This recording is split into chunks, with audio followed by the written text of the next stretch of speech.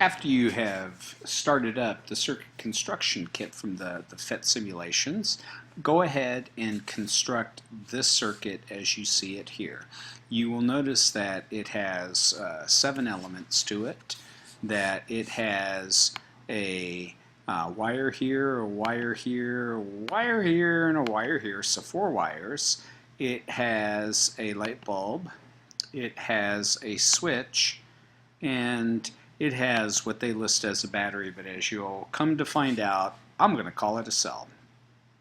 When you look inside of this, I hope you will notice that there are all these little balls, and these balls are meant to represent electrons. As you learned from the static electricity portion, that likes repel and opposites attract, and you know that electrons have a negative charge, and so that means that they're going to be repelled from the negative side of the cell and attracted to the positive side of the cell.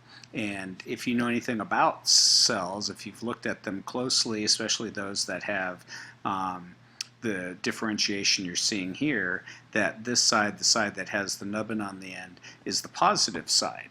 So what that would suggest is, in this circuit, just looking at it, that the electrons should flow in a counterclockwise position. So let's check. Let's go ahead and flip the switch.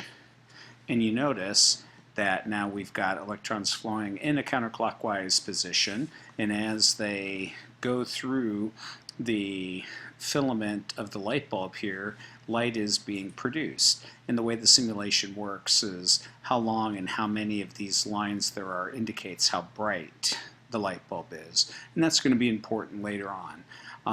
The other thing I'd like you to pay attention to is the fact that it wasn't the job of the cell here to provide all these electrons.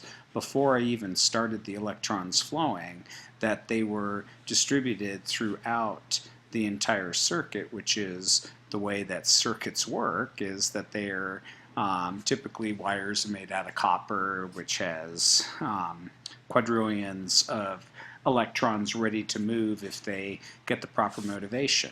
One other thing that I would point out to you is, if you see what is happening inside this cell, that the electrons are actually going from the positive side to the negative side of the cell, which is the direction opposite of what you would expect, because you wouldn't expect an electron to go from a positive to a negative, but there is an electrochemical reaction going on inside of the cell, doing work on those electrons to actually move them from the positive side to the negative side. So what you're going to want to do is go ahead and stop this video and get started and create the same circuit so that you can take a screenshot of it and make notes to yourself about what you observe.